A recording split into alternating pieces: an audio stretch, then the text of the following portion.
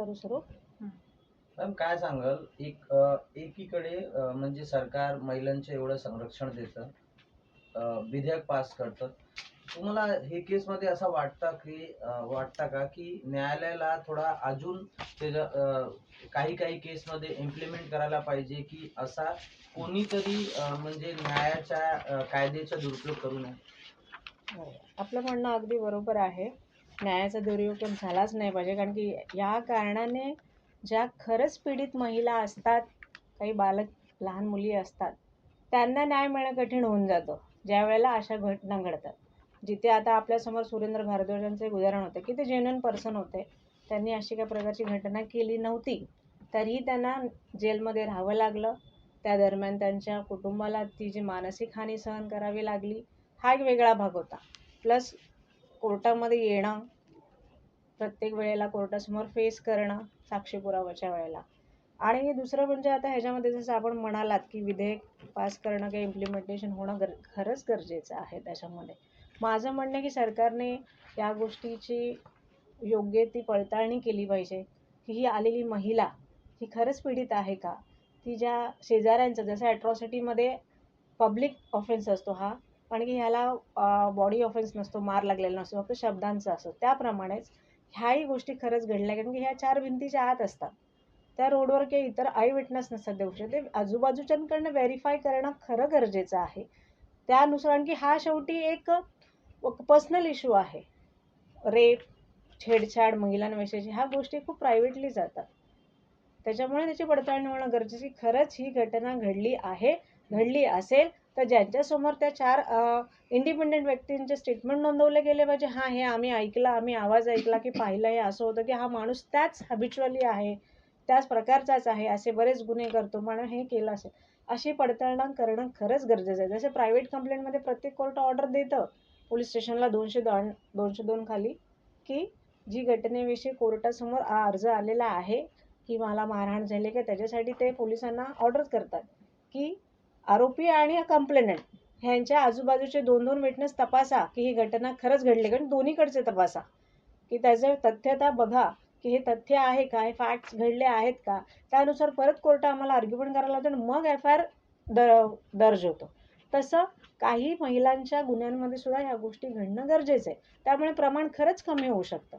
पण काही महिला कंप्लेंट दाखल करतात, मग त्या कॉम्प्रोमाइजला मेहरबान न्यायालयासमोर जातात. का जातात मग नंतर? जर ती घडली नसते घटना ना, याचा अर्थ. मग काहीतरी एक तर त्यांना कंपन्सेशन हवं असतं, आयदर सरकारकडनं किंवा मग त्या आरोपीकडून. ह्याचा गैरवापर हा असतो. काही मुली अगदी 10-10 वर्षाच्या, 8-9 वर्षाच्या असतात, 3 वर्षाच्या पण असतात. त्यांच्या बाबतीत घडलेलं, आणि त्यांना थोडी तेवढी नॉलेज असते कोणाला खोटं बसवण्याची. पण काही 16-17 वर्षाच्याही मुली असतात, त्या जेन्युइन नसतात, असं माझं प्रामाणिक मत आहे आणि ठाम मत आहे मी ह्याच्यावर. कारण की त्या फक्त आईवडिलांच्या सांगण्याने गेलेले असतात त्यावेळेला. आणि की त्या नंतर कॉम्प्रोमाइज करायला 4 महिन्यात बेलला येतं आरोपीच्या फेवरला की आमच्या ह्याच्याविषयी काही वाद नाही, ह्याचा बेल झाला तरी आमची घाल. म्हणजे काय होतं मग हे?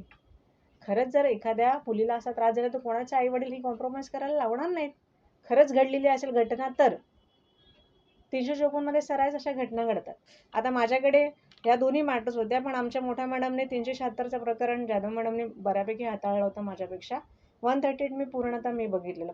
पहिलं घडलेली घटना ही 138ची होती की चेक बाउन्स झाला, ह्याने तिच्या शिक्षणासाठी मुलांच्या काही फंड दिला 3 लाखाचा, तो रिटर्न मागितला, तो नाही देण्यात आला. त्याच्याविषयी त्याने चेक दिला सिक्युरिटी म्हणून, ह्याने चेक टाकला, नोटीस गेली रे गेली. त्यावेळेला त्याने तो 376 रजिस्टर्ड, जसं मॅडमने सांगितलं, तो रजिस्टर्ड केला. मग हे जेलमध्ये होते त्या दरम्यान.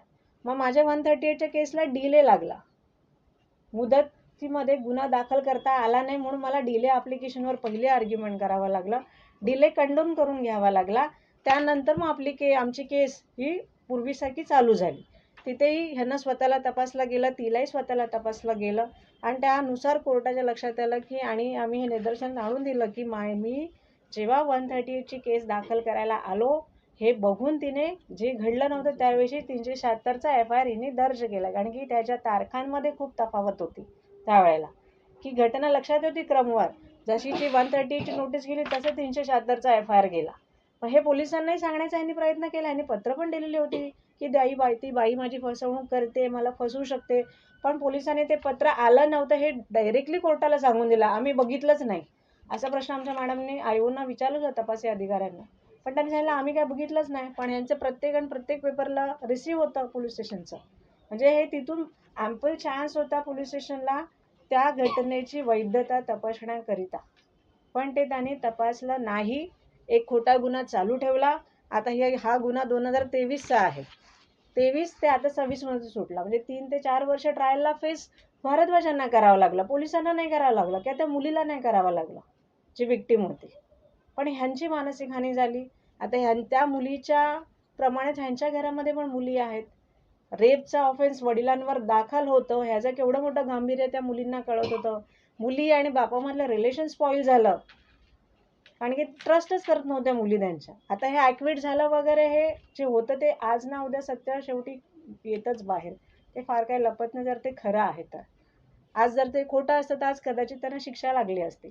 पण ह्या केसमध्ये 376च्या केसमध्ये इंडिव्हिज्युअल आणि इंडिपेंडंट विटनेस डॉक्टर होते मेन. बाकी तिचे इंटरेस्टेड विटनेस होते, नवरा बहीण हे सगळे तिचे सांगणारे विटनेस होते. पण इंडिपेंडंट विटनेस डॉक्टर होते. मॅडमने 4 चांगले प्रश्न विचारले आणि त्यांनी सत्य सांगितलं की मला तर कुठे दिसत नाही असं काही फोर्सफुली केलं आहे, जबरदस्ती केलेलं आहे. म्हणजे तिची केस ही खोटी आहे डॉक्टरनेच मुळात सांगून दिले ट्रान्सपरंटली.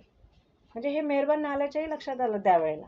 आणि आयोनच्या काही तपासाअंतर्गत काही गोष्टी त्यांनी केलेल्या नाहीत आणि तिने बऱ्याचशा गोष्टी कोर्टासमोर फॉल्सली, म्हणजे जे घडलं नव्हतं, कधी हे कुठे घेऊन गेले नव्हते, त्या गोष्टी ज्या FIR देताना नाही सांगितल्या पण कोर्टासमोर सांगितल्या. मग असे प्रश्न मॅडमने आयोना विचारले तपासी अधिकाऱ्यांना की हे तिने केलेलं का, हे कुठे तिला बाहेर ही ठाणा जागा सोडून आणि कुठे नेलं होतं का. आयोग म्हणाले नाही, तिने हे काय सांगितलंच नव्हतं आम्हाला. मग ही एक भर झाली त्या केसमध्ये का ती प्रत्येक वेळेला तिचं वर्जन चेंज करत होती.